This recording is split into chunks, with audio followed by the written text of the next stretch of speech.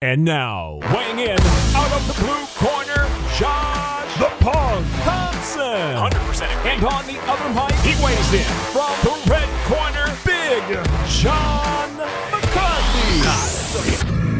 Welcome to the Weighing In Podcast, man. It's going to be George and myself tonight. Big John is, I guess, he's like judging. I think like he's like a guest judge for a bikini contest in his little local town. They got some girls out there like chewing on hay, missing some teeth. I mean, he's, you know all about that, George, right? Where you're from? Yeah, I might win it if I join. You got the pregnant girls out there with one leg, right, at the strip club. Man, I was in Arkansas. They had one like that. They had a girl that was she had to have been at least 7 months pregnant. She's out there getting her grind on. She says, I'm pregnant, but and then one girl, she had one leg. Frank Shamrock was making fun of the girl with the one leg. I was like, bro, dude, we got to leave this place. This is embarrassing. But hey, look, a lot of good fights tonight. I'm going to give you guys a quick breakdown or synopsis of it all. But basically, what I saw tonight was I felt like a lot of mismatches, and no disrespect to the main event. Young, talented fighter, and Gilbert Burns coming, obviously getting towards the end. And I was expecting Gilbert to have a better performance. I think he was even himself expecting himself to have a better performance. But man, Morales looked fantastic, and I'm not going to take anything away from him, man. Young stud, 25, I believe, 25 years old. Just a stud, man. Really encouraged to watch him fight. He's got the look. He's got everything about him. He's very marketable. So looking forward to see where he ends up throughout this whole thing as it starts to make its way through the rankings. But George, let's go ahead and talk about the fights. I'm going to give, I guess, a little bit of my breakdown on these fights. But before we get started, go to betustv.com, betustv.com. This episode is brought to you by betustv.com. I was obviously throughout the middle of the week, I was thinking to myself, man, it would have been nice to see Gilbert get another win, kind of shut down the young buck, and come out and have a great performance. And it just wasn't for him. You're coming at that age, 38 years old, 39 years old. As you get into those lighter weight classes, 70, 55, 45, 35, and 25 on down, it's just so hard, man. It's really hard to kind of keep pace with the young guys. The explosiveness, the speed, and these young guys. I mean, you saw it tonight. Did you see it tonight?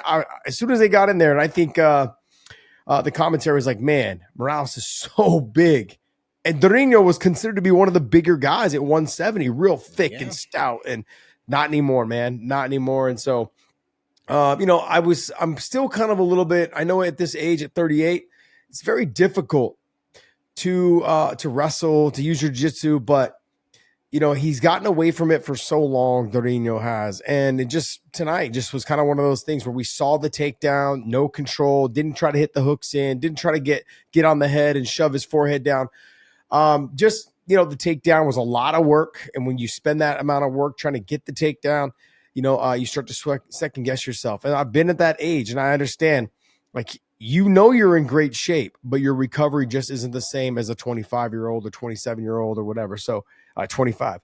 And so it's one of those situations where, coming off the losses he was coming off, even though they were all top tier fighters, the best guys, JDM and Usman and those guys, Kamaru Usman and those guys, Hamza, like, even though they're to the top guys, like Hamza's fighting for the title, JDM is the current champion. Like, you've lost to guys that were the former champions.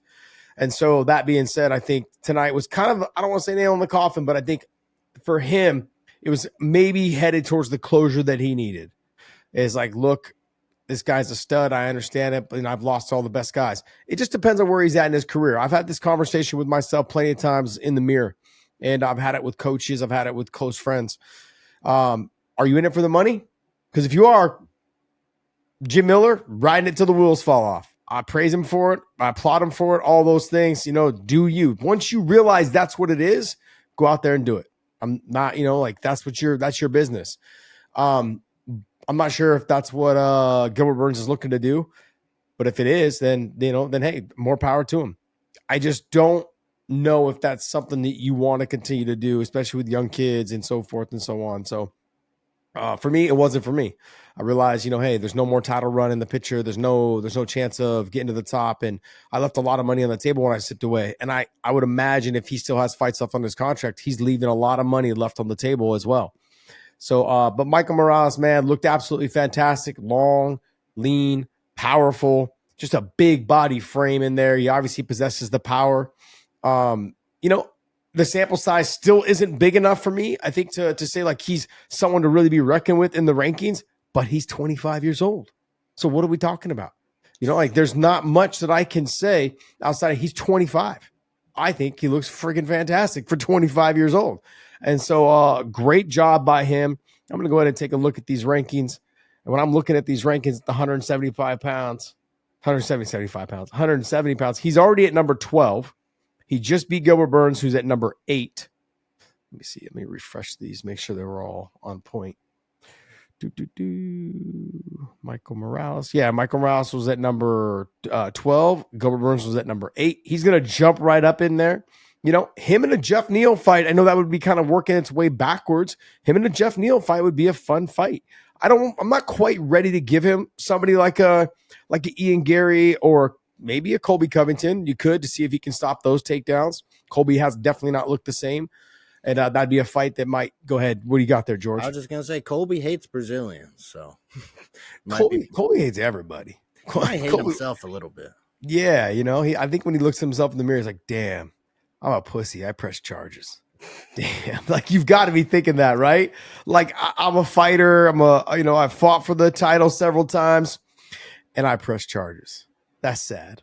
That's but anyways, Morales and Colby might be a good fight. I like to see maybe the Jeff Neal fight. Now he might be fighting backwards in that because I think you got to slow play him a little bit at 25 years old, even though he's coming off the big win over Gilbert tonight. Not quite ready, I don't think, for Joaquin Buckley. Not quite ready for Ian Gary. I mean, if Usman wins, then we won't even talk about that. But if Usman loses, you could maybe do it. Usman even wants to take a fight like that at this point. What?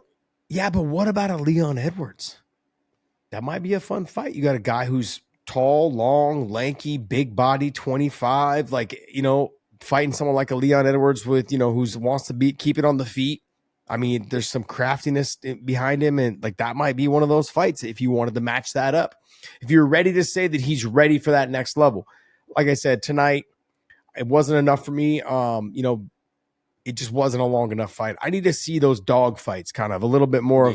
I've got to dig deep a little bit more before I say, hey, let's go ahead and give you those top 5 guys.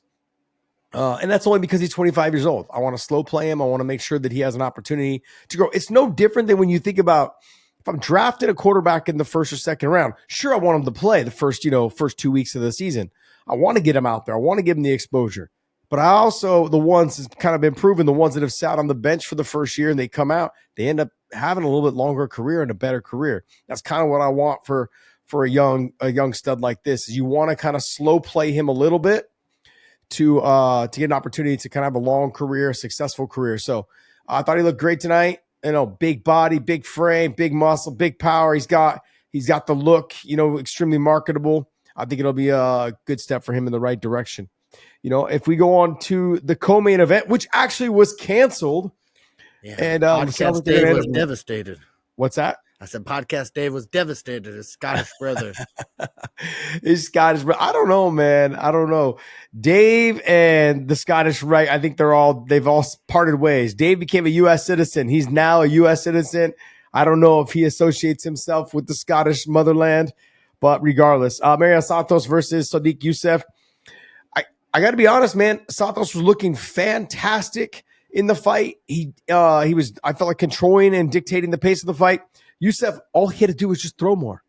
It really came down to he was so hesitant. He didn't throw enough. It was hard to win a fight when you're not throwing. You can try to walk someone down and put pressure, but it's not going to work unless you throw punches. There's been many of times where we've seen fighters, like even Jose Aldo did that with Marlon Rice. When they fought, I think Jose was like putting pressure, and Marlon was like running away, but he was landing more of the shots as he was running. Sodiq Yusuff just wasn't able to land shots, wasn't able to throw. He just wasn't throwing enough. I thought Santos looked good.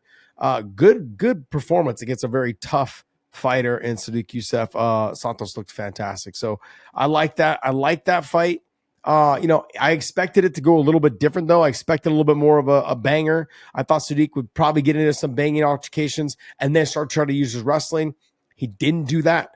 I expected him to wrestle a little bit more. I think he was just having a hard time judging the distance, having a hard time closing that distance and getting in there deep enough to get the takedowns. And I think the speed was a little bit of a factor. Santos, Sadiq I felt like seemed like the faster fighter, but if you're not going to throw, then you're not really the fastest fighter. And so Santos looked good. Ruziboev versus Stoltzfus. Man, this was one of those fights that it was a great fight. Action packed, back and forth. Clash of heads, I think, in one of the moments there. Just a great fight. What were you saying, George? I said in the first round, clash of heads.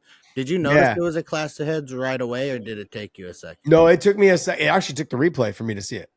Yeah, I took a replay. I thought he got hit with a nice hook, and I was excited. And then I saw that, and I was like, oh. Yeah, it kind of takes away. But, here's the thing. When scoring a fight, the judges don't always get an opportunity to see that. Yeah, so when they show the replay, they've got to actually take a look to see what the replay is. Not all of them will do that. So how do they score it? Plus, when the replays are happening in between rounds, they've already turned in their scorecard. So it's not as if they can make the change. So those are things that as if you're sitting at home and watching these fights, you have to remember that the judges don't get an opportunity to change their card because of what they saw between rounds. Like, it's easy to sit back and go, hey, yeah, I saw the headbutt. Yeah, but the judge could have been seeing it from a different position, didn't see the headbutt, or it looked like it was a punch from the position he was at, even though the clash of heads and the punch looked very similar at the same time, whatever it is. But Ruziboev actually impressed me a lot tonight. I was expecting him. I guess I was expecting a little bit more of a careless fight, and we didn't get that. He fought a good fight, fought a very intense fight. Stoltzfus fought a fun fight, came out, did some great stuff. Kind of put himself in a lot of jeopardy, though, with jumping the gillies all the time. And every time he did, he ended up being on bottom.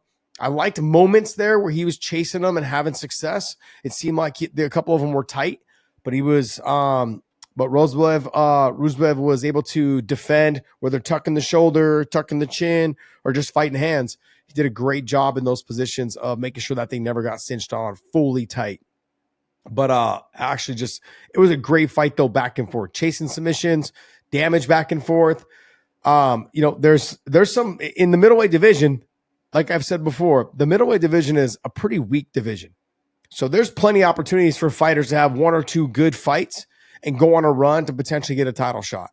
So, as fighters go up and fighters come down in that division, there's always those 3 or 4 that are the steady stay at the top kind of position. So if I'm looking at the rankings here, you've got DDP, who's obviously up there, Imavov, he's up there at the top.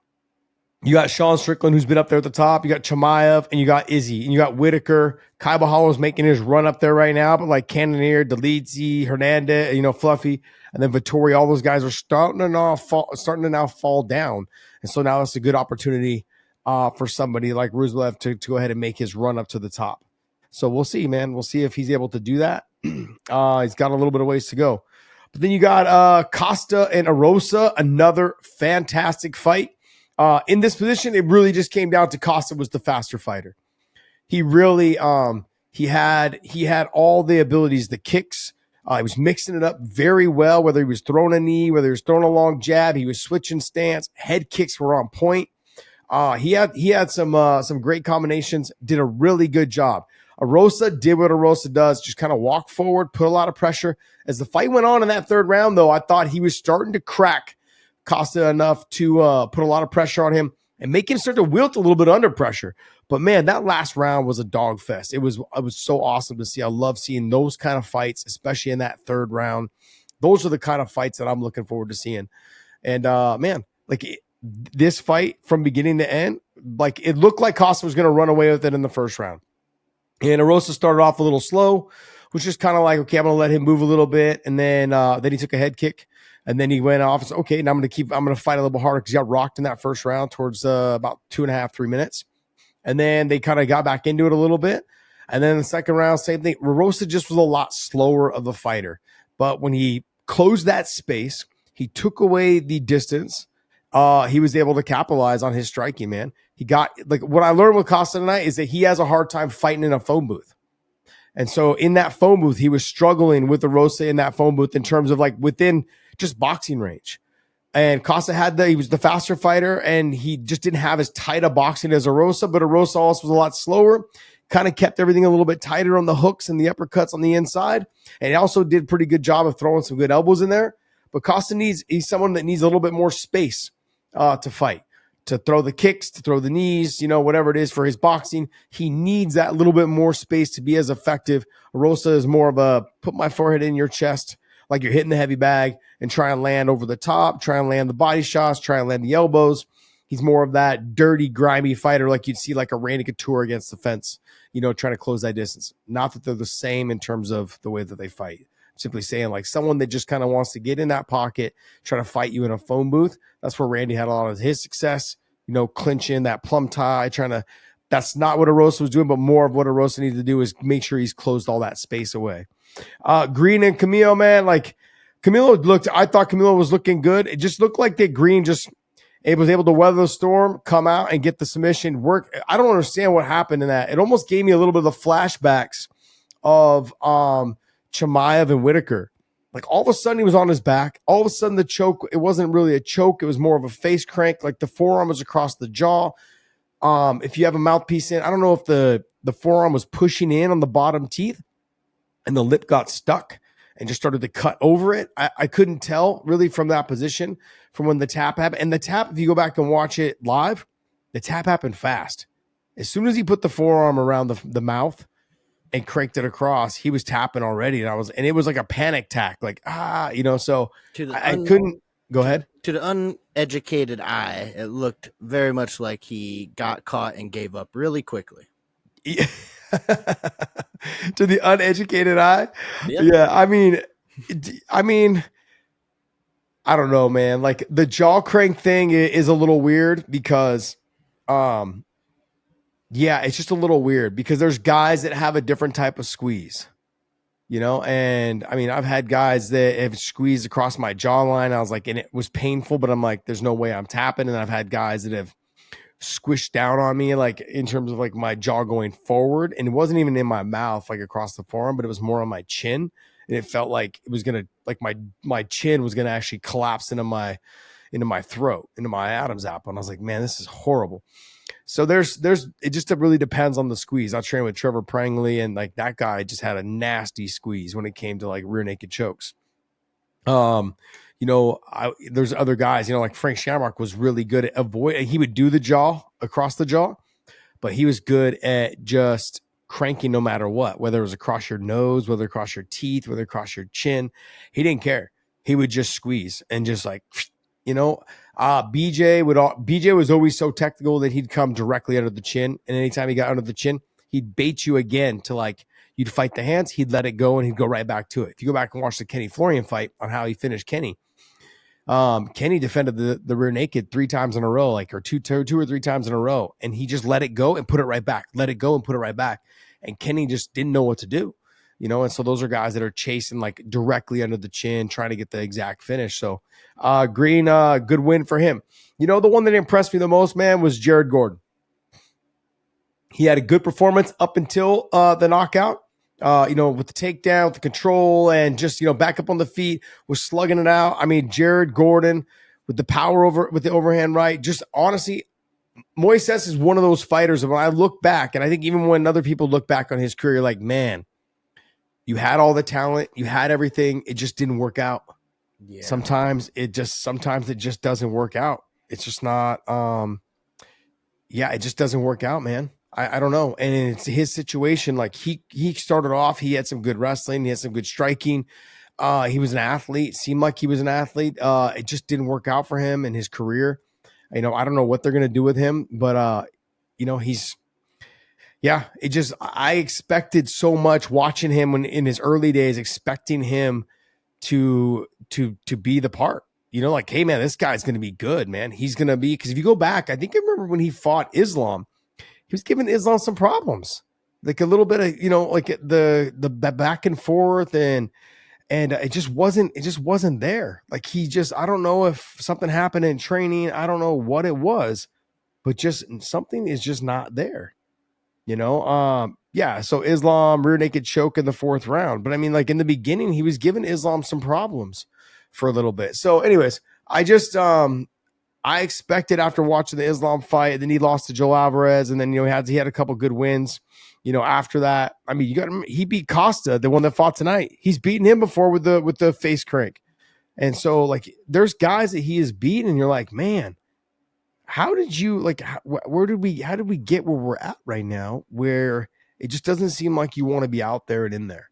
And I know he's coming off the win over Trey Ogden, but coming off the loss now with Jared Gordon. Good performance by Jared Gordon, though. Getting yourself on. And dun, dun, dun, dun, dun, dun. I mean, outside of all the other undercard fights, I mean, there were, obviously there were some good finishes. This Denise Gomes girl is holy shit. She reminds me of Jessica Andrade, just like when Jessica Andrade was a little bit younger. Just got power, explosive hands, like kind of a bully mentality, and damn, man, just impressive. So good for her on that. And yeah, I think that's pretty much going to wrap us up, on this talk. So that's going to wrap up our UFC Fight Night talk. And George and I got some news to talk about, man. George, give us some news, man. But before we get started, though, make sure you join us over at OnlyFans. Subscribe to us over there. It's free. We do our Tuesday night live, 9:30 Eastern time. And we have some fun with it, man. So you can join us over on OnlyFans. We're available on Kick, Twitch, Rumble, Twitter, X, and Instagram. It goes live across all platforms. You can join us and watch us anywhere in the world, pretty much on any of those platforms. And we go 9:30 live Eastern time. Join us over on OnlyFans. You guys can watch us over there. If you guys subscribe us over there, we do extra live shows as well over there, at least one extra one a month on that platform. So join us over there for that. And of course, this is my favorite one. And Big John got me drinking the grapefruit, man. My son loves the grapefruit too. Have you had the grapefruit? Nope. No, the LMNT has not sent me anything. No, we got to get you something. I'm gonna have to have him send you over some I'm stuff. quite salty. You are salty enough, huh? I am right now, huh? Quite salty. Oh man. But yeah, make sure you guys use the link in our descriptions, man. Every purchase you make through that link, they will send you a bonus package of goods. Anyways, but yeah, man, let's get some news. All right. Well, our friends over at BetUS has dropped some early odds for some big fights.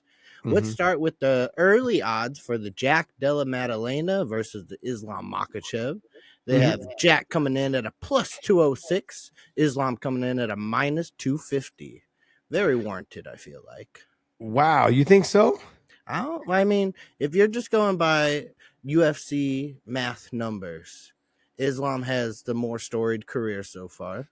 He has the more history. I know he's stepping up, but it's deemed as wrestler versus striker, even though we know Islam has a lot of striking of his own, just not the same as Jack. Okay. So would you I had, it says right here, Jack Della Maddalena is a plus 182 and you got Islam at a minus 220. Is that what you have? No, not according to the pretty graphic they sent me. Okay. All right.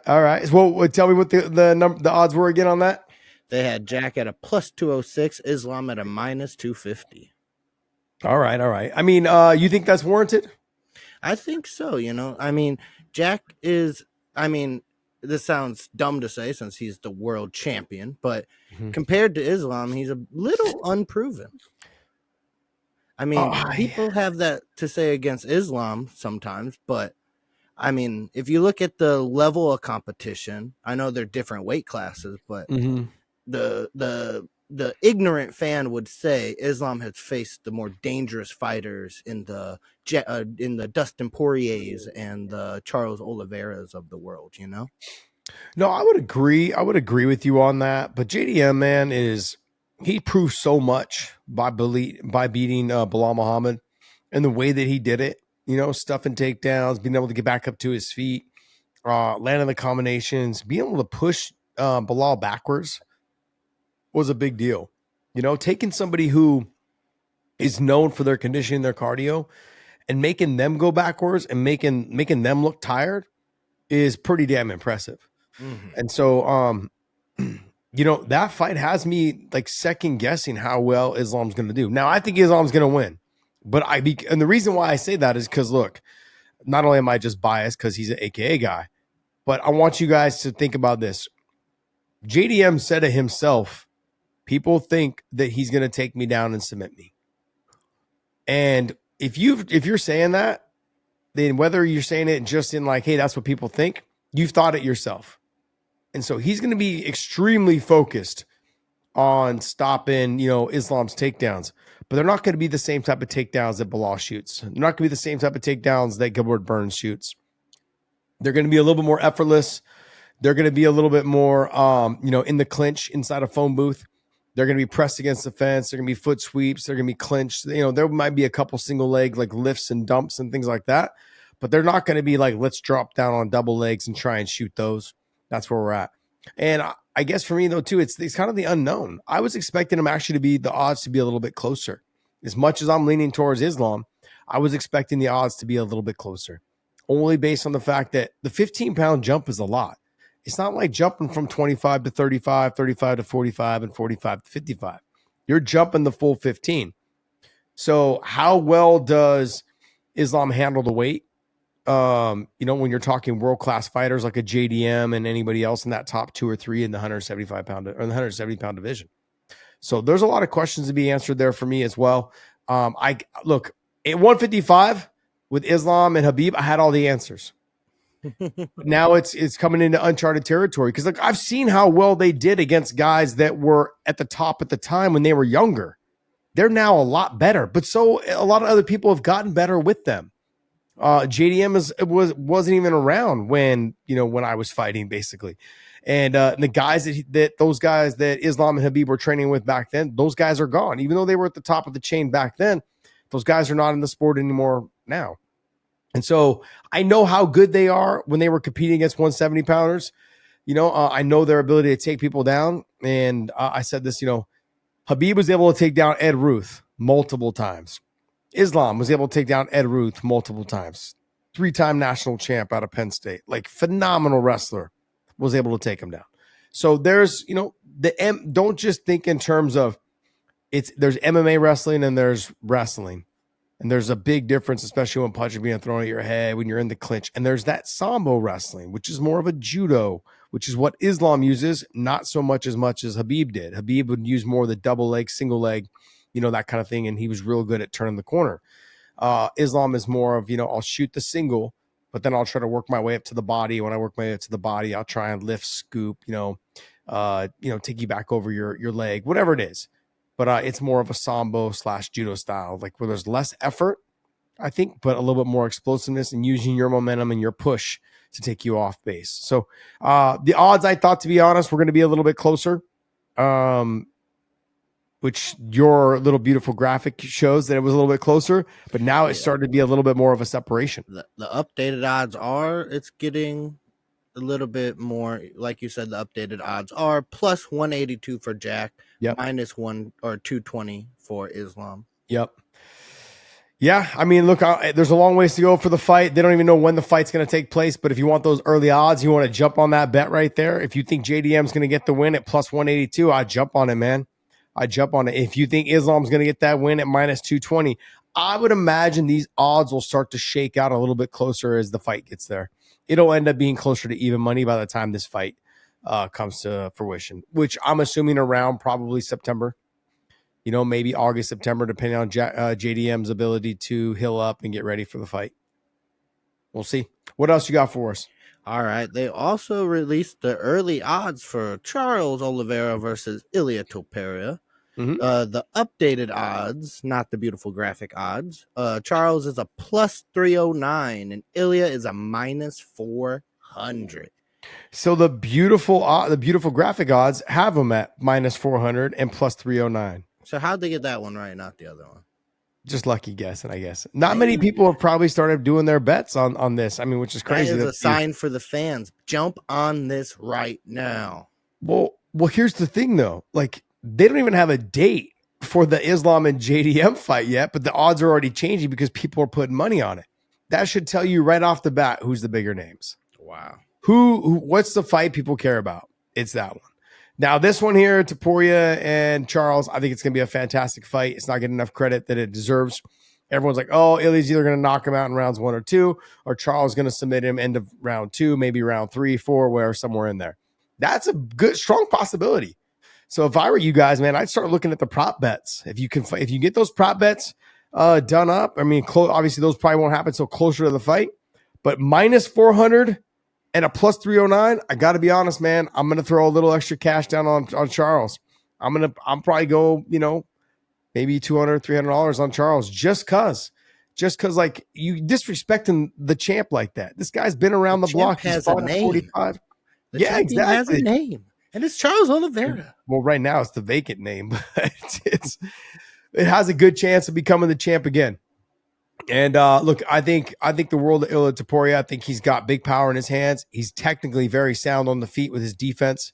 I think he's a fantastic fighter, shorter, stockier, harder to take down. But I also take a look at the way that Charles was able to beat Michael Chandler, especially in the last fight. He was able to get to the single leg. He was able to lift and elevate. People underestimate Charles' ability to wrestle. He's got great wrestling. He's got great jiu-jitsu. He still utilizes his jiu-jitsu. I think that Ilia, he's going to be a shorter and stockier guy. It's going to be harder to deal with if it does come into any ground situations.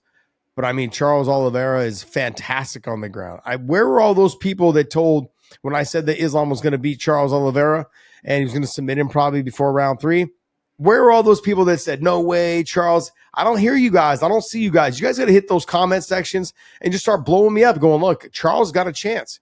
Because all I see is people saying that Ilia is going to walk right through him. That might be a possibility because when you got power, you never know, right? You never know. But what's Charles like at 155 pounds against somebody who like a Charles Oliveira? What is Ilia like at 155 pounds? Can he handle the weight? Can what exactly? Where is he at in that position? Can he handle the weight? Can he handle the length of Charles? The high knees. If he dips his head, the knees coming through the middle. Charles Oliveira is dangerous. I mean, he's got the height. He's got the push kicks. He's got good leg kicks. He can kick the head really well. He can jump on the ghillie extremely well. I mean, I want you guys to remember, Ilia lost a takedown and almost gave his back up or was giving up his back to Bryce Mitchell. There's different levels. Bryce Mitchell was a high school wrestler. Charles Oliveira never was really a wrestler, but he's come a long way. He's able to take down, a Division I wrestler in Mizzou, in Michael Chandler. I know Michael's older. Michael's washed a little bit. He's getting a little bit up. He's up there in age, obviously not having much success. But I'm not ready to count Charles Oliveira out. But I also wasn't able to count out Gilbert Burns tonight either. Because I got to ride with the dogs, man. I always got to ride with the old school dogs until otherwise proven wrong. And in this situation, it was one of those things where I thought Gilbert was going to win. I think Charles is going to win this fight. So if you're at a plus 309, you could throw a little bit down and be like, yo, let's just see what happens. Let me throw $50 down. Let me throw $20 down. So go to betustv.com, hit that up, and yeah, man, be good. Check it out. All right, what else? All right, so right now the light heavyweights have an issue in the division. They can't really seem to find a fight for their champion, Ankalaev. Between Poatan being hacked and Yuri Prohaska is finishing his finals or exams in college, high school. I don't know. I hope he graduated high school at this point. But something like, why can't Ankalaev find an opponent? Why does no one want the title right now? Look, you have Carlos Ulberg. He's there. What are you doing? Just throw him in there. You got to have a title fight. If you just saw Alex defend against like the number 7s and the number 8s. Why not? I want fun. I want demolition. I want action. And I'm not getting it. Yeah, but what you have is like what Jamal Hill coming off a loss, Jan Blachowicz coming off a loss, Rakic coming off a loss, Khalil Roundtree coming off a loss. Dominic Reyes is number 8. He's got a win. The only other guy coming off a win, because Yuri and Alex are both coming off losses, I believe. You've got Carlos Olberg. That's it. At number 3. Did Yuri win his last fight? I can't remember. Yes, against Jamal. Against Jamal. There you go. So you have Yuri. Yuri can't fight. So yeah. So you have Yuri coming off the win over Jamal. I mean, throw Olberg. I would say Olberg, put him in there. See if Ankalaev will stand with him as well. Let's see. There's nothing else you can do. I mean, we're looking for that guy to bring an exciting fight to Ankalaev. Because right now, I mean, good luck trying to sell that. The 85-pound division, I think, for once in its conception, since its conception, is more exciting than the 205-pound division. Crazy world we live in. I mean, you got to think, right? 205 is what created the sport. You had Frank Shamrock, Kevin Jackson. Like, you had guys that would just carry the sport. Tito Ortiz, Chuck Liddell, Randy Couture, Rampage Jackson, Vanderlei Silva. Those guys are the ones that carried the sport. Shogun Hua, and then, of course, John Jones. I mean, Machida. Like, the 205-pound division, Dan Henderson at one point was there. You know what I mean? Like, Belfort. Yeah, Vitor Belfort. Like, those guys carried the sport. That weight class is what built this sport. So, I mean, let's not forget, Forrest Griffin and Stephan Bonner was at 205. That is what catapulted this sport onto Spike TV, or it was on Spike TV, but blew it up, getting the Spike TV deal and then moving it forward from there. That is what did it. The 205-pound weight class right now is probably the weakest division in the sport right now. You know, it's right. Heavyweight and 205 are pretty close. 185 is carrying its own water right now. Doing a great job. It's doing a great job. So, what else? All right. So, in a little bit of fight news announcement, we got Sergio Pettis is going to be fighting Rufián Stots at the PFL World Tournament semifinals, June 27th in Chicago. Yeah, if you guys don't know much about this, they used to be training partners. They were close training partners and, brothers from another mother kind of situation. They eventually knew that they were going to have to probably fight each other, thinking they were entering into the tournament. And it just didn't happen. So, what's it called? Sergio Pettis, they were scheduled to fight, I believe, in the first round of the tournament. And Sergio Pettis ended up getting hurt. So he pulled out. Stots ended up fighting somebody else. And then moving on from there. But the one thing that Stots has, I believe, over Sergio is the wrestling. You know, two division, what's it called? Division two wrestler is Rufián Stots, national champ, fantastic wrestler, just somebody who can perform. Like he's got good stand up. He can wrestle. He comes forward. He's a fun, exciting fighter. He's a little cringe on the mic, but I love it because I know him personally, so it's a little fun for me.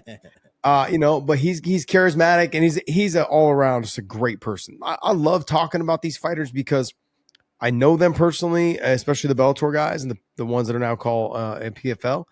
But he's a fantastic person. Sergio is no different, man. You get that guy, and you get a chance, an opportunity to talk with him. He's a great dude, and just freshly married and enjoying his best life, that kind of thing. He made a lot of money as the Bellator champion, and then losing it to Patchy Mix, and then now fighting Rufián Stots. So this is going to be a great fight.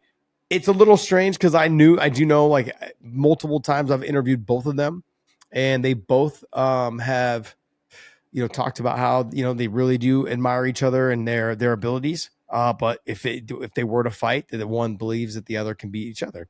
And so Rufián's like, oh, I know what it was like in the ring. I remember what it was like. I can do this, this, and this. Sergio's like, yeah, but do you remember when I did this, this, and this to you? So it's kind of fun banter back and forth. But I want to know how. I'm looking forward to hearing the media stuff between each other because I think they're going to be respectful, but there'll be some jabs. There'll be some jabs back and forth. But I think it will be a good fight. Look for Rafael to wrestle a little bit. And look for Sergio, obviously, to try to keep this thing on the feet. But it'll be a fun fight. Great fight. Looking forward to that. The little guys right now are killing it, man. The 135-pound division is a stacked division across the sport. Across the sport. Ryzen's got a great 135-pound fighters. PFL/Bellator's got some great ones as well. And then you got the UFC is just stacked, and they just signed Patchy Mix, who's fighting Batista coming up. And I can't tell you guys enough. Patchy Mix is a problem. He is a problem across the board for all of them. He fits my narrative of the body style that is perfect for this sport. He's tall, long, lanky. He's getting better on his stand-up. He's still got a good chin. He's got a great chin, actually. And on the ground, there's nobody better in the sport. I don't think there's a better grappler in the sport, not an MMA grappler. He's probably the best MMA grappler in the sport. Across all weight classes. There might be someone out there that I'm forgetting. There might be somebody with better accolades in like competition jiu-jitsu. But to me, Patchy Mix is the best grappler, jiu-jitsu grappler for the sport of MMA. And he's the best one in the sport, hands down. Because doing what he does against guys in the best division in the sport says a lot. And watching what he did to Magomedov and tapping him out, watching what he, watching all the control and dominance he put on a lot of those guys over in the PFL/Bellator, whatever it is, doing what he did, winning that 135-pound bantamweight tournament, winning the $1 million and moving on, and now he's in the UFC. The only guys I really, to be honest, and I don't want to say the only guys, Umar Nurmagomedov is going to give him a problem. Peter Yan could give him a problem. But I also think that Peter's somebody who gives away rounds when he gets his back taken and when he gets put on bottom. He just gives the round away. So he's comfortable just kind of like laying on the back as long as nothing's happening. He's not too eager to get back up to his feet. And if you have his back, he'll just hang out there, bide his time until the round's over, and then he'll start back up on his feet in the next round. Sean O'Malley, to me, is the one that I think is going to give him some problems. He is somebody that, with the length, that Patchy's going to have a hard time with. The speed and the length will give Patchy a hard time. Now, I'm saying that if the fight hits the ground, that I think Patchy's able to control and dominate him. Just domination. But I'm not taking anything away from Sean in terms of him on the ground. Just there's a big difference in levels of grappling. And when I see Patchy Mix train, when I've just talked to all the other fighters that have trained with him, I mean, even Umar Nurmagomedov said how damn good that Patchy Mix is on the ground. He's like, hands down, he's, outside of the guys that I know, he's like, but the guys that I've went to other gyms at and trained with, he's by far the best guy that I've ever trained with, especially as someone in my weight class. So, and Patchy Mix said the same thing about Umar. He's like, hands down, he's probably the best guy I've ever trained with, in terms of all my weight class. So they've got a mutual respect for each other. But I look at that fight. Umar's going to be a problem for him because he'll have a hard time getting Umar down and closing the distance. But on the ground, he's going to be a problem for Umar on the ground for sure if he can get Umar there. I get into Song Yadong, Corey Sandhagen, all great fights. Corey Sandhagen maybe give him a little bit of a problem because of the striking and the skill set. But on the grappling side of it, it's going to definitely be Patchy Mix. Song Yadong because he's so fast and explosive, shorter in stature, like a Peter Yan, but not okay with giving up a takedown, not okay with just conceding being on bottom. And Song Yadong will try to work to get up to his feet, which could put him in more trouble. Which could jeopardize him to giving his back, or could jeopardize him to the passing of the guard and then mount and then all of those things. So there's some problems there. And then when I get into like Figgy and Cheeto and Rob Font and Henry and those guys, I don't really think there should be a conversation right now. I think Patchy Mix's levels probably above them. So if/when Patchy beats Mario Batista at 316, where do you think he goes next? Do you just jump straight to the Corey Sandhagen, Song Yadong level, or do you think they give him another feeler of like beating a fan favorite that the crowd in the UFC knows? This is what I think. I think because Batista's opponent fell off and he said, no, I'm ready to fight now, that's going to go a long way with him. So if he gets a win, look for him to be able to not handpick his opponent, but he could be like, hey, I would really like to fight Cheeto, or I'd really like to fight Figgy, or I'd really like to fight, one of those guys. Give me somebody up in that top. He might even jump all the way up to say like a Peter Yan or the loser. They may even be able to jump and say, hey, I want the loser of Sean O'Malley and Merab. I mean, he is somebody that I got to be honest. He's still young. They realize they've got him now. So it's like, hey, let's capitalize on him. He's remember the conversation because Dana White wasn't sold on Patricio Pitbull, and he just called and said, hey, like, they had a conversation. Why weren't you sold on him? He's like, until I talked to him, I wasn't sold on him. I said, all right, cool. He's like Patricio was just willing to fight whoever, whenever, and right now you see the same thing with Patchy Mix. It doesn't mean that's going to go his way. I think he beats Batista, and I think he submits him pretty, I don't want to say quickly, but I think he submits him. And so that being said, I think if he does submit him, that they'll push him. Probably somewhere in that top 5. Okay.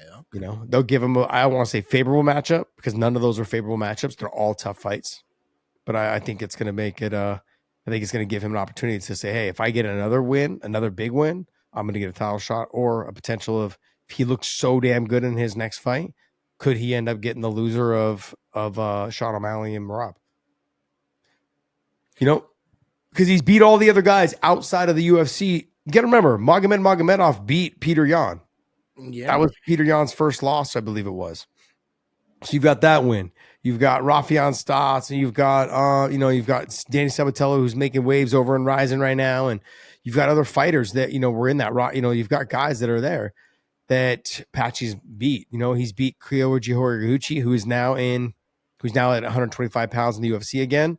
So there's ways that they can market him, but if he has a great performance against Batista, he's able to get him out of there. Say he gets him out in their first round, look for him to turn around and fight again as fast as possible. Look for that. This is a weird fight that I want him to fight, but I want to see Patchy Mix versus Henry Cejudo. I don't know why. It just tickles my little fancy. I feel like it'd be interesting to watch Henry's style and his wrestling go up against the grappling Apache and a former double champ, so triple champ if you ask him. But yeah, everyone's got to be extremely careful with Apache because he has that Nate Diaz effect on the neck.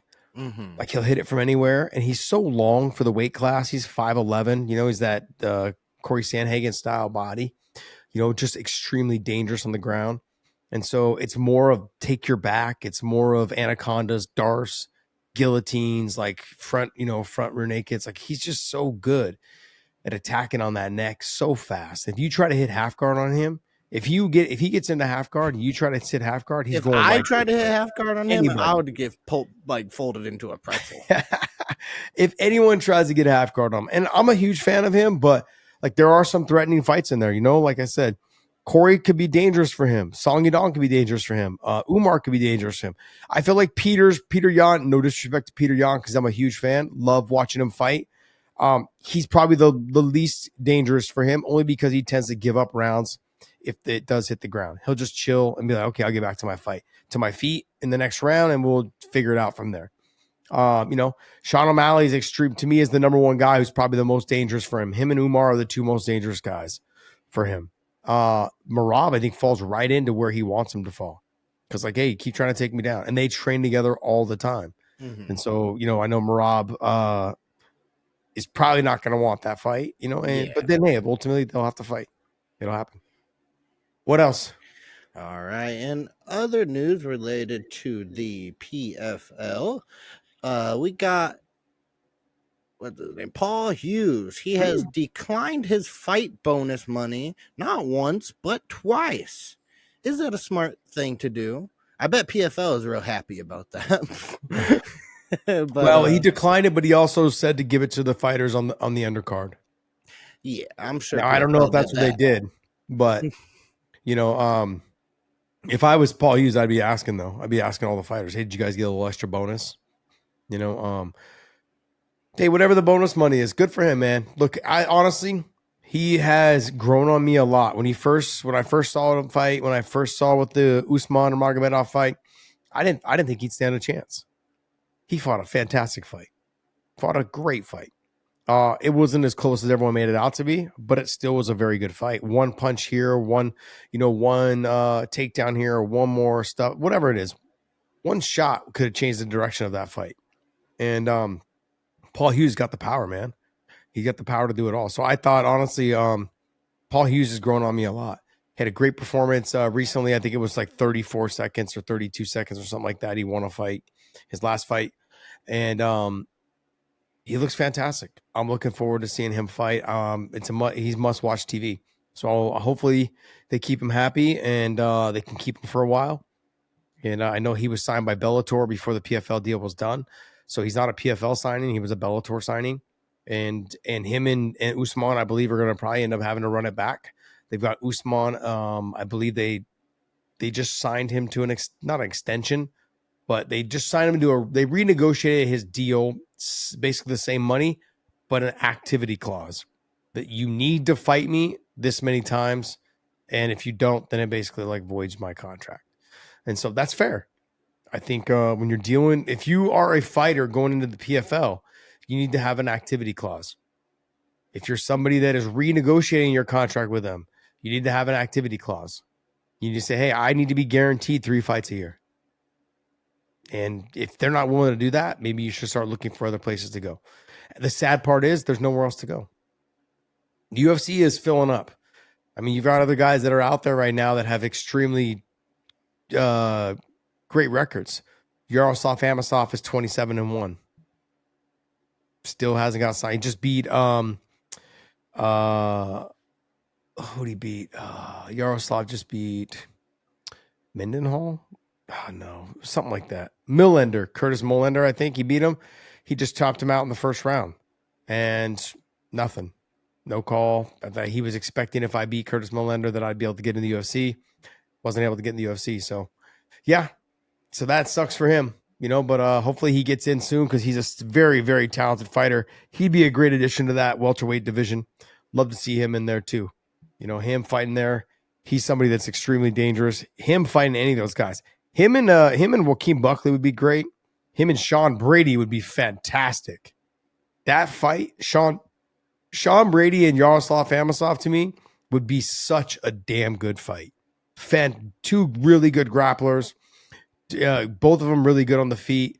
Just fun fights, man. There's a lot of good fights for him. Him and Bilal Muhammad would be a great fight. Amosov and Bilal Muhammad would be a fucking fantastic fight. So there's fights to be had there. Hopefully they get him signed. I'd like to see him in that welterweight division. All right. Next on the list, your good dear friend, Chael Sonnen. He's out here spreading hellacious lies on the MMA community. I'm going to play the audio of a little video here. I want you to take a listen. Islam did everything you could do to avoid that fight. That's just the truth, guys. That's just what happened. I know Islam. Like Islam a lot. It's still what happened. Islam did everything you could conceivably do to not fight Ilia, including leave the division, including leave the championship. Hey, if you don't fight this guy, we're going to strip you of your championship. Strip me of my championship. There is nothing in our industry that is a stronger way to get away from somebody than to leave the division and even leave the championship behind. You can't paint the credit on Islam for moving up to 170 in a hand-picked match. I gotta say, I'm gonna tell you what Big John McCarthy said about that when he heard it. I'm gonna read you his text to me. Man, oh man, Uncle Chael spreading his special knowledge known as bullshit all over the place. It's fantastic. I thought it was hilarious. Look, if you guys don't know anything about Chael, other than the fact that like he does things like this, what I will tell you is this: he is a Russian / Dagestan wrestling hater. I've done promos with him, and we've talked about it when we were working with Bellator together. He will tell you that there's no such thing as Sambo. It doesn't exist. It's a stolen judo art, and it's a generic version of American wrestling. It's hilarious that like he will tell you this up and down, and how he's talked to Putin about how it's not even a real sport. He will give you the business when it comes to talking about the Sambo and Dagestan and Russian athletes. This is Uncle Chael at his finest. He is American through and through. He's Mr. Team USA. So if it has anything to do with Russian wrestling or Dagestan wrestling or Sambo, he's going to take the other side. Every single time he will take the other side. And I actually sent him a text. I said, bro, I'm going to roast you, man. I'm going to roast you big time on the show tonight. And he's like, have at it, my man. So we were texting back and forth. And Uncle Chael, my man, I'm telling the world about how you are. And I love it, though. I love everything about it. And this is hilarious. If you guys believe that if you guys believe that Islam fled the weight class to avoid that fight with Ilia, I mean, you would have to also believe then that Ilia fled his weight class to avoid his fight with Evloev. And if he avoided the fight with Evloev and decided to go up because he didn't want to fight Evloev, then if you believe Islam did that, then you believe that too. It goes both ways. Let me read a little tweet from Islam and Ilia back and forth with each other. Islam tweeted, difference between me and you, that I cleaned top list in my division, moved to next, but you ran away from 2 contenders who had consecutive 5 to 9 wins in featherweight division. You are nobody in lightweight division. Just a big mouth from Spain with nice haircut. Go get 1 dub and we can talk, boy. Ilia quote tweeted to respond, the difference between me and you is that I am a man and you are a coward. I speak and fight. You talk and hide. Run away far, leaving no trace. And then a bunch of Russian. I'm not going to try to enunciate. You know what I mean? I'm just going to assume it says something rude. I mean, look, no one believes that I think either one of them ran from whoever else was in their weight class. Ilia Topuria did the right thing by leaving his weight class after beating the 2 guys that people consider to be the GOATs, whether it's Volkanovski, whether it was Max, whatever it was. He did what was best for his career to try and jump up and to fight, Islam. Islam, doing what he's done is he's cleared out his division. And everyone's like, oh, no, he didn't. He's, but there was no one else really left for him to fight. You've got Max and you've got Justin.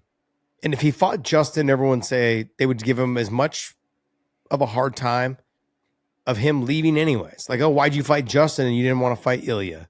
So he's like, look, I'm just out of here. I'll fight the guy up at a weight class above 15 pounds heavier, not just 10 pounds. And I'll fight the guy that everyone just rated as the underdog to lose to Bilal. And Bilal has I don't want to say a similar style to Islam, but many would think that it's kind of a similar, even JDM said I was kind of like training camp was, I get to train basically for the same person twice. They are different. There is a lot of differences between them, but you're going to have to deal with pressure. You're going to have to deal with the strong wrestling background. You're going to have to deal with, the striking aspect of it all. I mean, Islam's got a better, rear leg head kick. He's got a little bit better of a hook. He's better in the clinch. He's, I think significantly better than Bilal in the grappling area. Straight wrestling and cardio is where you're going to maybe give Bilal the straight double legs and wrestling takedowns. But I also had Bilal having the better cardio. But at 36, 37 years old, that's where the problem kind of lies with Bilal. Is the cardio hitting you? Can someone push you back and make you fight a very uncomfortable fight? And then you start to wilt because you are getting a little bit older? Who knows? Islam is not there yet. He's 33, I believe, about to be 34, somewhere in there. So this is a great time for him to go up and fight someone like JDM. You still have 2 more years of straight prime, 33, 34, and potentially into that 35, taking care of your body. But I don't know how much longer he plans on fighting. He's got a lot of opportunity with this JDM fight, because if he beats JDM, to me, the style of Sean Brady is a very dangerous fight for Islam. He's got good wrestling, physically very strong. Stand-up is good. He seems to have, I gave him a hard time a long time ago about his cardio. He has great cardio. He's proven his cardio can withstand. He's phenomenal shape. And on the ground, he's tough. And he's shorter in stature. Those guys are very hard to deal with and controlling them because they're little balls of muscle. And that to me, the Sean Brady fight for Islam is going to be a tough fight for him. There's other fights that will be tough, but I'm still not sold on the Shavkat situation. Everyone is sold on Shavkat. everybody is sold on Chimaev, and most people will probably be sold tonight on Michael Morales. My thing is I need a little bit more sample size. When you make it look so easy, it's hard for me to go out there and be like, yeah, they're these guys are going to be automatic champions. Well, we're going to find out. Can Chimaev get DDP down? Can he control him? How will he look after rounds 1.5, into round 2? How will he look? Shavkat, like, he's looked good, but the Ian Gary fight wasn't a great fight. Yeah, he didn't look fantastic against Jeff Neal. Let's just be honest. I know he got the finish in the end, and it wasn't he was winning every round, or he was dominating the fight, but it wasn't like Jeff Neal had to be like kind of fade away from him. And we've seen the difference between guys that they feel dominated, so they just trying to survive. Jeff Neal was not that guy. Jeff Neal was trying to like knock him the hell out, and was pushing forward, trying to get him out of there, and just wasn't able to because Shavkat had the answers.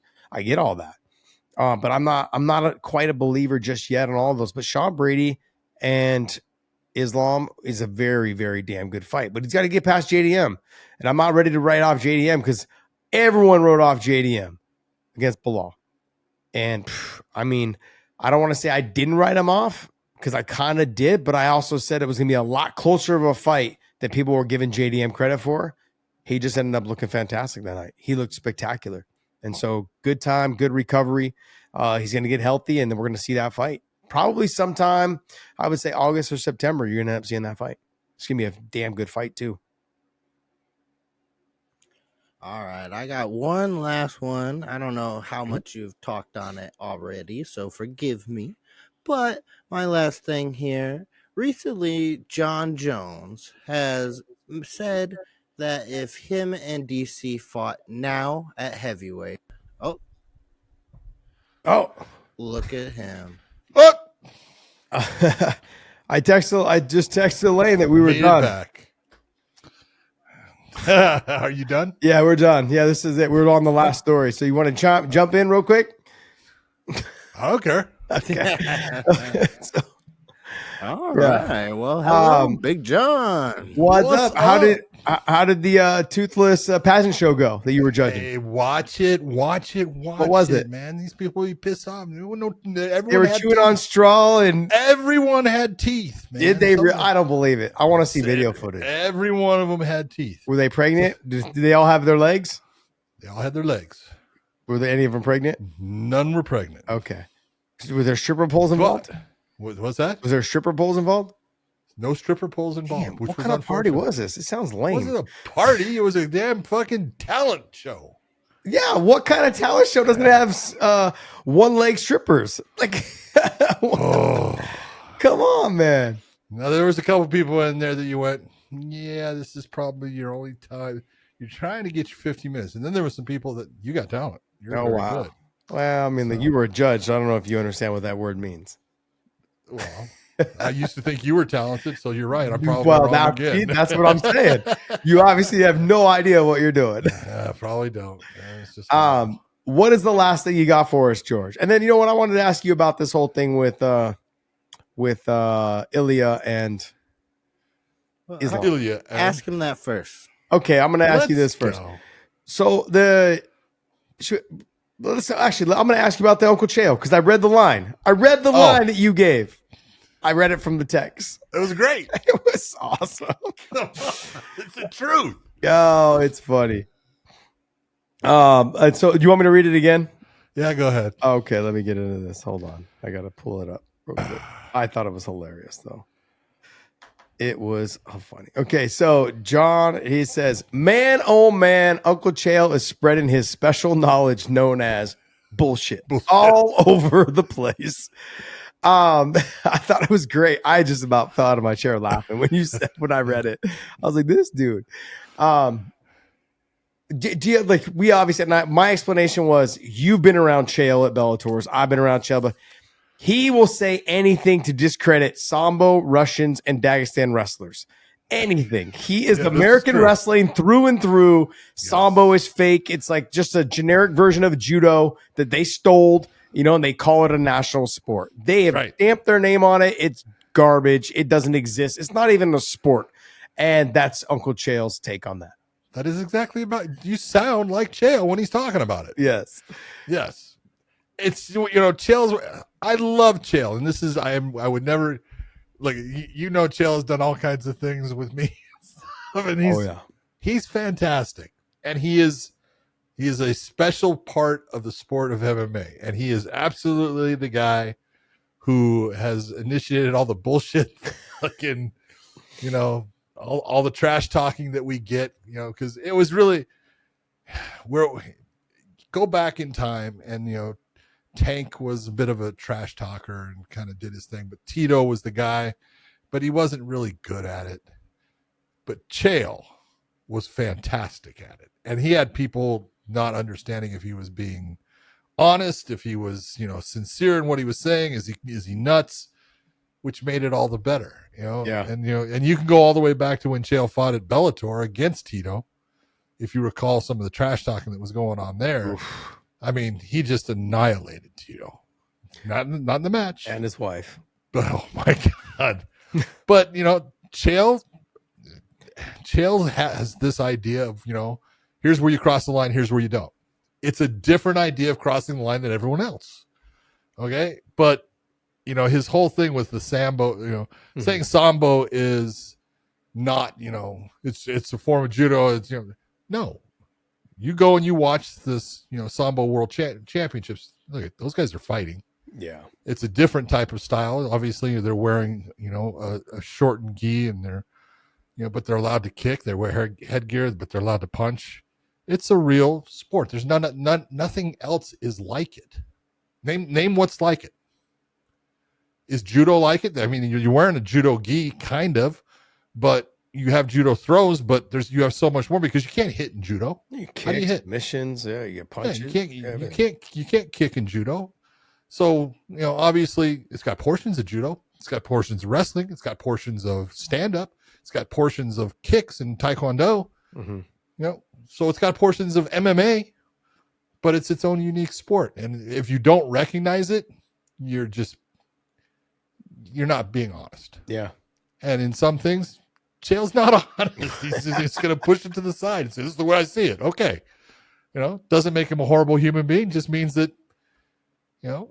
in being honest about, is there things about Sambo? Is there things about Russian wrestling that are really good?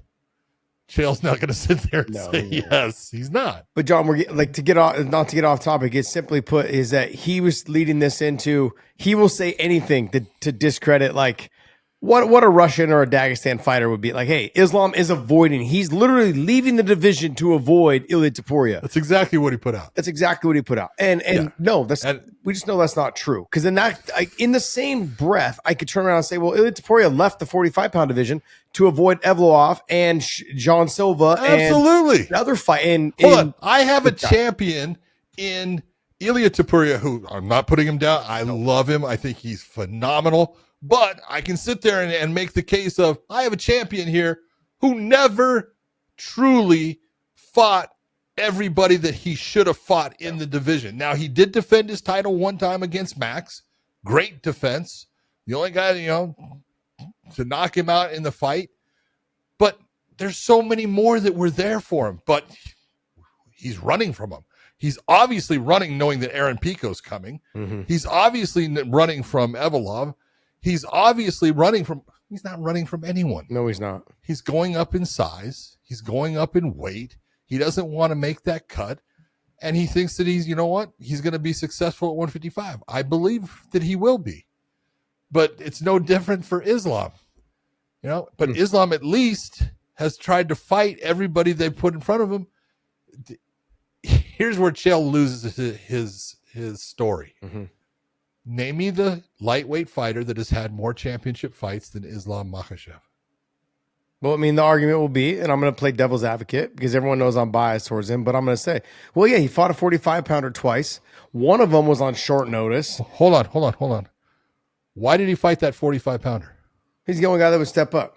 Bingo. Well, the first one was a scheduled fight. Yeah, but then people say that he lost that fight. He didn't lose the fight. That's bullshit. John, I'm playing devil's advocate here. Come on, you played devil's advocate. That's great.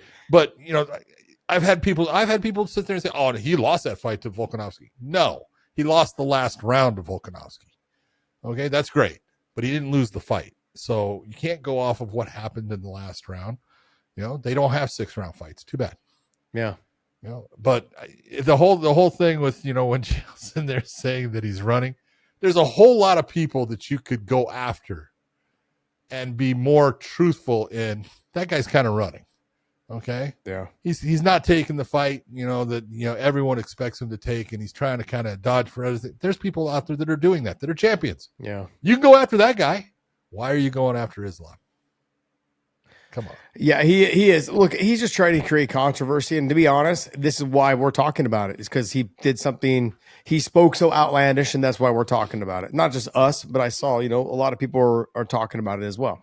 Bottom line is, neither one is fleeing their weight class to avoid fighting each other. That's just a fact. But John, I will say this fight between the two of them, if both win lightweight and welterweight, and they defend one time, that fight could happen. Huge. And it would be probably, I'd put it right up there with one of the biggest fights in history.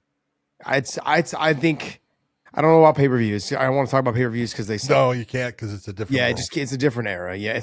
So anyways, but I honestly believe it would be one of the biggest fights in MMA history. Because you have a whole country of Spain, plus you have the Georgians that would watch, and you've got all the Russians and Dagestans, plus all the people and all the Muslims that love. Is like, it just would be a huge fight. And I think you would even have a huge following from Americans following it, just because Khabib had such a big following. And it just, it would just be that. It would be a huge fight, big numbers. It would. But let's be honest. First off, Islam's going to have to get past a guy named JDM, and Ilia's going to have to get past a guy that's pretty good in himself called Charles Oliveira. Yeah. So, hey, let's talk about that. What do you think? The early odds came out. We talked about them already. I could not believe the early odds on that. I said, what? Okay, so I told people to jump on Charles at plus 309. Jesus, are you kidding me? Yeah. Look, I'm not saying that I think Charles is going to win the fight, but at those odds, you can't take Ilia Topuria against Charles Oliveira. There's too many ways for Ilia to lose that fight. No. To get where he's at right now. And you take a look, and it's going to change. It's going to even out to a point. But it'll always be that, when that fight starts, Ilia Topuria is going to be the favorite. Yeah. And he's going to be the favorite by quite a bit. And I look at it, and it's like, wow, where does the respect on Charles Oliveira go? Well, John, I'm going to play devil's advocate again. I'm a huge Charles Oliveira fan, but I honestly believe his ability to wrestle and take people down is underrated. Like, people overlook him all the time in that department. How many times did he take Chandler down? They're like, oh, but Chandler's washed. Oh, okay. Chandler's washed. So let's see, which wrestler is it that you have to say, okay, he's not washed in Mike Chandler may not have been the greatest, collegiate wrestler in the world, but he did win certain awards, and he was an All-American and a guy that was just a hard-working, grinded out wrestler. Very tough. Yeah. He's still a good athlete, but he got out-wrestled by Charles Oliveira, which is telling you, Charles Oliveira can wrestle. Because I don't care how much, you don't like Chandler or anything like that.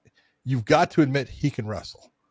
He's wrestled his whole career. Now then, ever since he's gotten to the UFC, he's kind of stopped with his offensive wrestling, but defensive wrestling he's always been good with.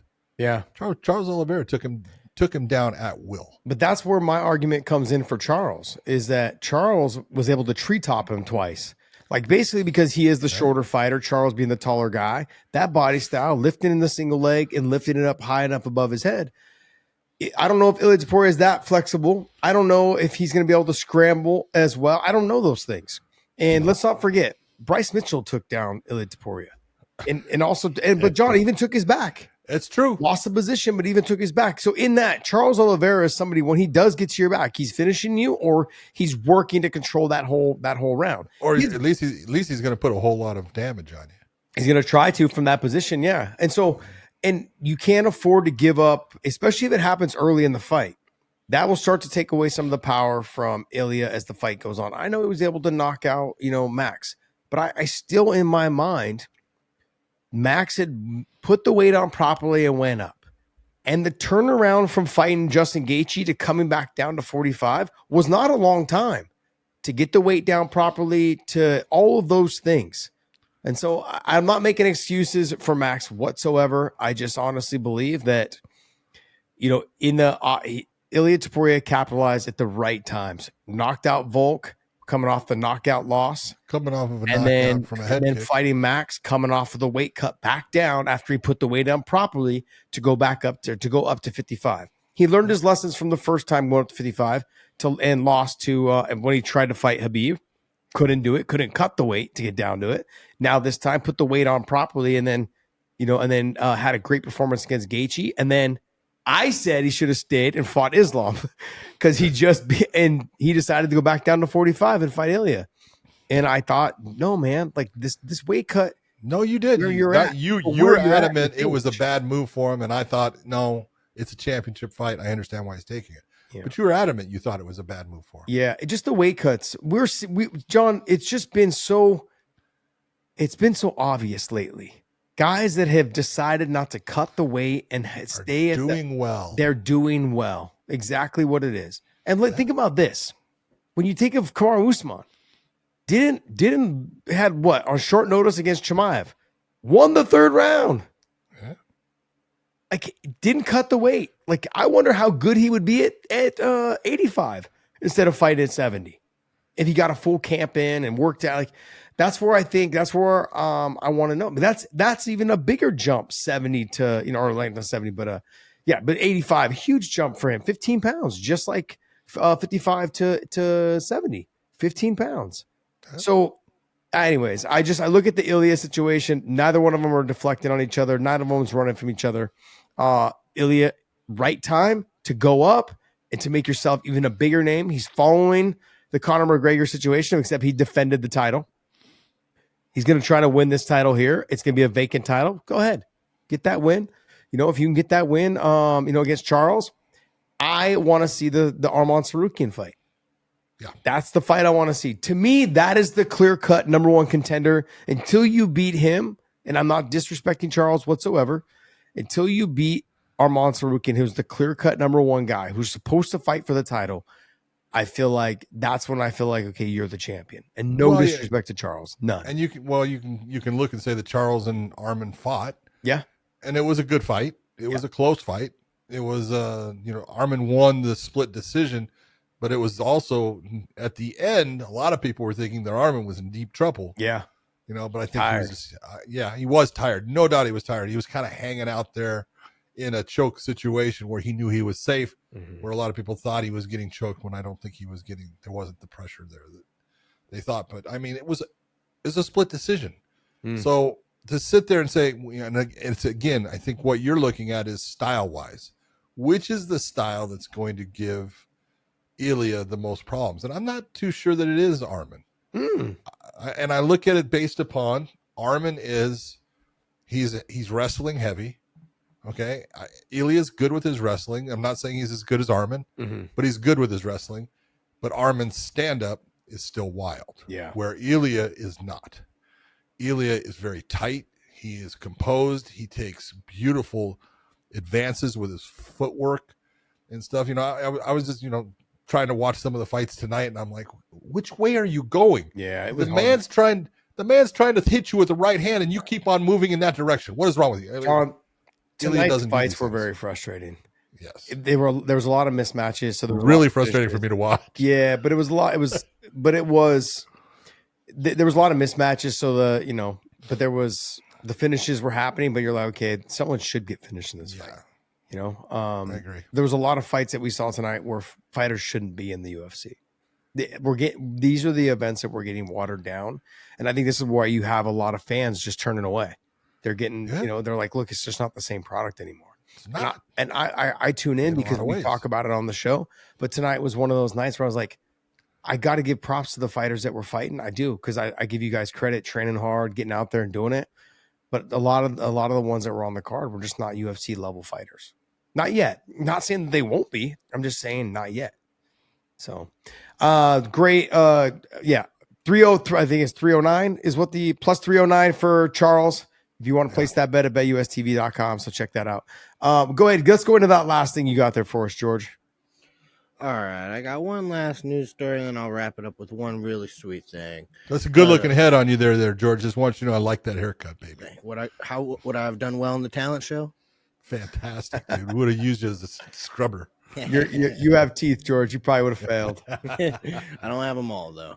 No. But recently, John Jones made some comments about his old sparring partner, Daniel Cormier, sparring in a different kind of way. But he said that that if he fought Daniel Cormier at heavyweight, that he would have, and I quote, let me pull it up here. He said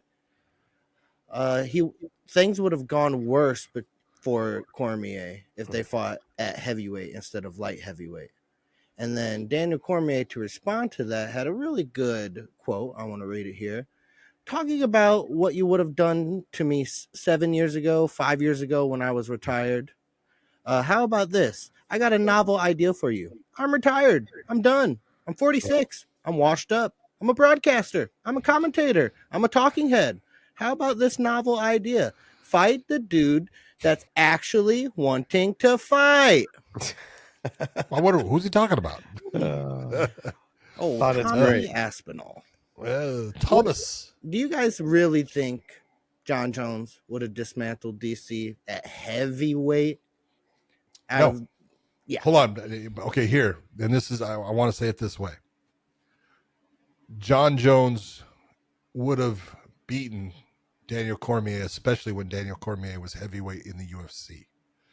Where John Jones would have had a difficult time was Daniel Cormier as a heavyweight earlier in his career when he was fighting in Strikeforce. And people can sit there and say all they want. Daniel, back then, if there's one thing, and it's hard for Josh to even listen to me say this shit because Dan's his friend and he was a training partner and stuff.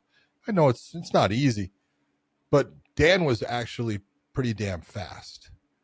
Okay, he had Kung fast Fu hands. Panda. I called him Kung Fu Panda. Okay. And, but he was actually he's very athletic. He doesn't look it, but he is, and he's got fast hands, and he had fast feet for a guy that he could really move as a heavyweight when he was in Strikeforce.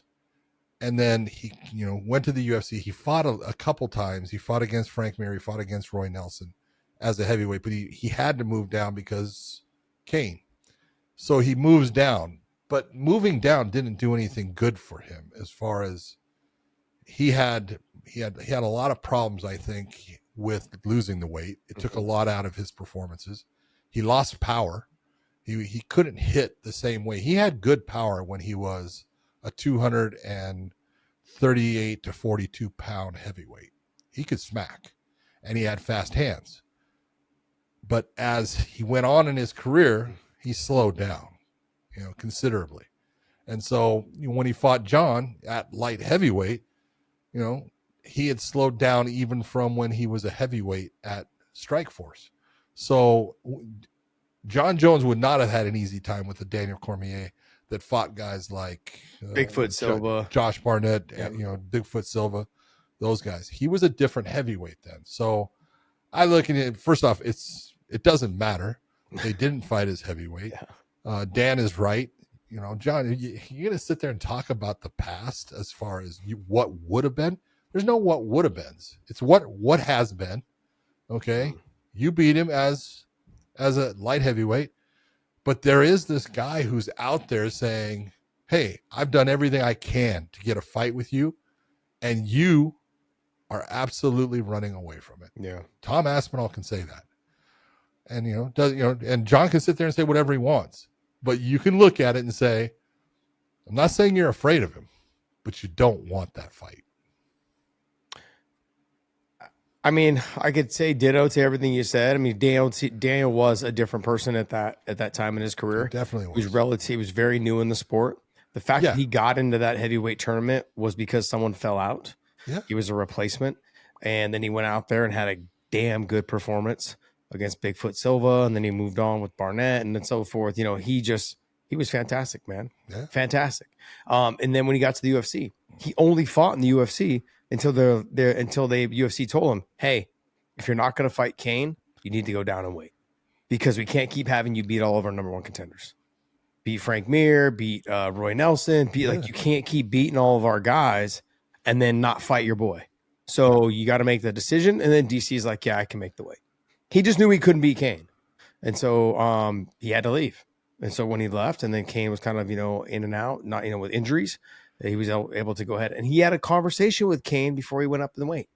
They had to talk about it. The camp had to talk. The coaches had to talk. Everyone talked about it. And then DC went up. And it was good for him. Great, yeah. Great for him. So, it just, I don't know. I'm going to stay silent on the whole thing because, look, John is one of those guys that, like I said, he is extremely talented. You can't take it away from him. You can't, and we had this conversation, John, we even got into a little bit, like my whole doubt on him has always been like the steroid thing. Is you did it to yourself. We'll never know if it was really you or if it was the steroids. There's no way of changing. You can't tell me with a straight face that it was John. No one can, because he was on steroids. First off, excuse me again. This whole thing came about because of the Vitor Belfort thing. Yes. And I look at them completely different. I really do. And it's because one's short and one's tall. One's Brazilian and one's not. Yeah, right. The reason I say I look at it completely different, you could take a look at the UFC's Hall of Fame, okay? Because since that's what it was talking about with Belfort, you're going to take a lot of people out of that Hall of Fame because of steroids. But back when those people were doing those steroids, there was no rule against it. There was no, athletic commission saying it cannot be done. So they were doing something that, you might not like, but they weren't breaking any rules. So Anderson Silva never tested. Hold on. I'm not saying Anderson Silva tested positive during a time when it was not allowed. Okay. What I'm saying is there's a lot of people that, and I'm not going to sit here and name people off, but a lot of people that are in the UFC Hall of Fame that absolutely were roided out. Okay. But it was legal. So I'm not going to sit there and say, wow, he needs an asterisk by his name. It is different when you talk about John, because John is the same as Anderson Silva. He did it at a time when he knew it was illegal. He knew that I'm going to be tested at times, and he was trying to beat those things. Okay, so then should we say like there's an asterisk, but with the comment next to it, like during TRT era? Like, is that? Can we just say like, hey, there's eras of, obviously every sport has an era. There was the Sammy Sosa, Mark McGuire, TRT era. I mean, that's steroid era, as people call it. That wasn't a TRT era. That was a steroid era. Well, from what I understand, and it was allowed by Major League Baseball. Exactly. They didn't have it in their contracts or anything that you couldn't do it. It was just almost one of those, we just don't want to know, but go ahead. If you recall, it was Mark McGuire got caught with what's called DHEA in his locker. Okay, and DHEA is something you can get from GNC. All right, it is a compound that is just one chemical unit off of steroids, so it has close to the same effect. And for a long time, you could buy it; it was legal and everything. That's what started the whole thing, because reporters looked and said, "What is that?" And obviously, you look at Mark McGuire and you go, take a look at him when he was first playing baseball for the Oakland A's, and then take a look at him when he was hitting home runs for the St. Louis Cardinals. That's a different individual. Yeah. Of course. Well, like a lot of the Russian athletes got suspended because Meladonia. And Meladonia was a legal drug for the longest time, and then all of a sudden they basically, and these are things that the kids in Russia, from what I understand, they can buy it over the counter. It's like a vitamin. Yeah. So they buy it over the counter, and they've been taking it since they were young kids. Yeah, because it works. And it works for their respiratory, I guess, like their conditioning, their cardio, and it's been illegal. So now it's been on the banned substance list from VADA or whatever it is, WADA and all the other. WADA, VADA. Yeah, WADA, VADA, all of them. Whatever, all the fake ones that pretend like they care, but they don't. unless someone's paying them to care. But look, the John Jones situation, like I said, it doesn't, any person that has ever done steroids and that has gotten caught, or they've done it because like in the TRT era, do you put asterisks next to them saying, hey, this was during that era? Do you put that? Here's the difference. Okay, so what do you put? Because if you're going to say Vitor Belfort, he was during the beginning time when there was no rule. Then he was doing it during the TRT. There's a difference between him doing it when he was and what John Jones was getting caught doing, or Anderson Silva. There's a difference. Yeah. So now you're going to have this double asterisk. I mean, what is it? I don't know. I don't have an answer for that. As much as I like to have answers for everything, even if it's bullshit, I still don't have an answer for it. It's one of those, it's like, again, Boss Rutan was the best one that I ever heard about talking about steroids. And he basically said, oh, you take steroids because you're weak. Up here, you're weak. You need to have that to try to beat me because you think that you have an edge when really you don't have the edge because you're weak here. And he was right. It's pretty reasonable because everybody that I've ever known that has done steroids at some point in time, they've got a breaking point. When it breaks bad. Oh yeah. They just shut down. Yeah. I agree with you. So yeah, I mean, I like that. That's what's weird to me is, and I wanted to correlate this also too with the John Jones situation, the Pico Ground situation, right around the time that he got busted for all that and then came back. But then after that, he started having bad He's performances. been busted multiple times. I understand that, but I'm saying though, with the end of the last time that we know about, okay, like he started having bad performances. The Dominic Reyes fight, the Santos fight, the Anthony Smith fight. He wasn't having great performances. He wasn't having the dominant performances anymore. Yeah, I agree. So like I said, there's always going to be a question. Whether I'm not questioning his talent, his ability, it runs in his family. Take a look. They're both in the NFL, all two NFL players, and yeah, there was something in the water. Yeah, exactly. Right. So I'm not taking it away, but there's always going to be questions. The whole family is freaking athletic freaks. Exactly. And so there should always be questions. Like, was he really that good? Could he have done all the things he did? He was, though. That's the problem. But you'll never know. You know it. You know it. No, I don't. Yes, no, John. I'm not willing to. No, I'm not lying. I'm not willing to say that. I'm not willing to say that because you don't. That's the reason. We cannot let people like that slide and say that, no, we know because he's so gifted. Vitor Belfort was extremely explosive. And inside the gym, he was probably the best fighter that anyone's ever seen. He got inside there when he started using, and it just became, he was either dominant or he broke. That's the reality of it. John Jones, different. And look at, I put, as much as I loved watching him fight, where do we put TJ Dillashaw? Yeah, because that's like it sounds like there were steroids involved, but TJ Dillashaw is exactly the same thing. Here's a guy that knew at the time that he was fighting, knew every rule as far as what he was allowed to do, and he broke it with multiple things. I mean, EPO that's insane. Like, oh yeah, for everything that I've read about it and have heard about it and talked to people about, like that's dangerous. Oh yeah, extremely dangerous. Yeah. Like you have to really know what the hell you're doing. Yeah. I can't even pronounce some of the words that he put into his body. Shit, dude! Like what? Like, but okay, this is no different than there was a study that was done, and it was I want to say a pamphlet was put out to Olympic athletes, and that the question was, if you were able to take a substance that would guarantee that you would win Olympic gold, but it would end your life within 5 years, would you take it? Fuck no. Most of them said yes. You fucking wild, dude. Swear to God. Most of them said yes. A majority said yes.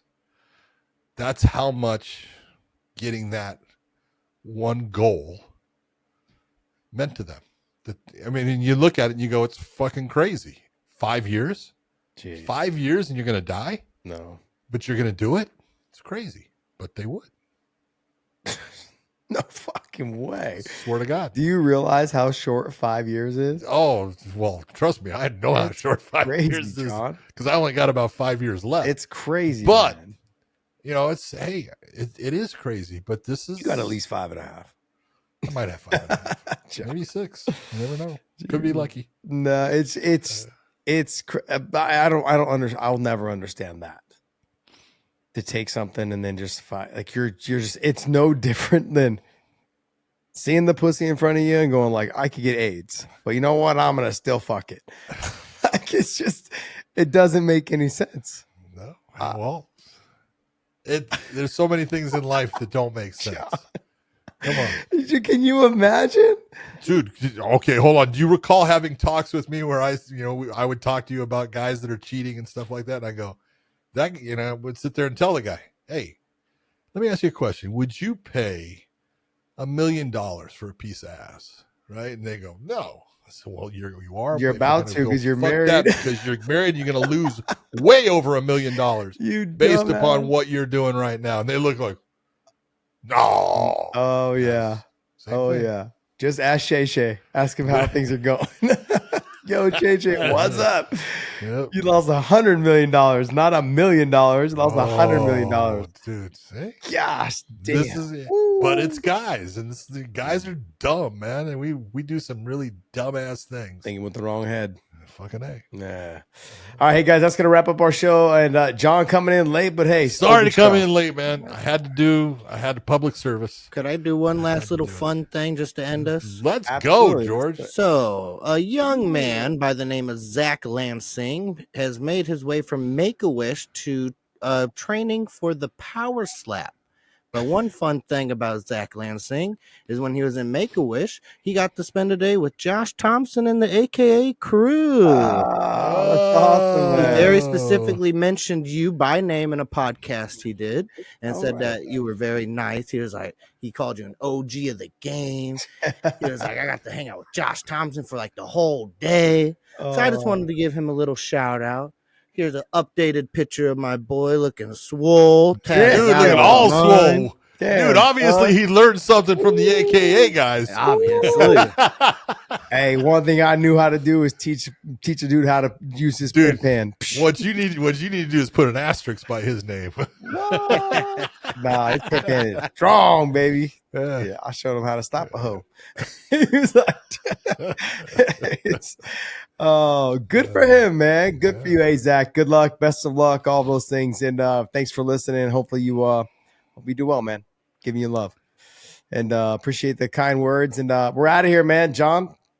Oh, wait, betustv.com, betustv.com. Also subscribe to us over at OnlyFans. And last but not least, drink Element. The link down below in the descriptions. Pick up a piece. It's got 1,000 milligrams of sodium, 2,000 milligrams of potassium, 60 milligrams of magnesium, and helps me sleep. That's why I drink a half a can right before bed. Not 2,000. What? 200, not 200 milligrams of You're potassium. false advertising. Did I say that? Yeah, Did I say that? Yeah, 2,000. All the thousands. You're just building it up. 200. 200. 200. So pick it up and use the link down below in the descriptions. They'll send you a bonus package courtesy of the Wayne Podcast. I'll take us away, bud. Hey, for everyone out there, I apologize for coming in so late, but I know my man handled it well. George looking dapper with that beautiful haircut. I'm proud of you, George. Keep it up. And for everyone out there, I hope you enjoyed the fights, and thank you for tuning in. We will see you.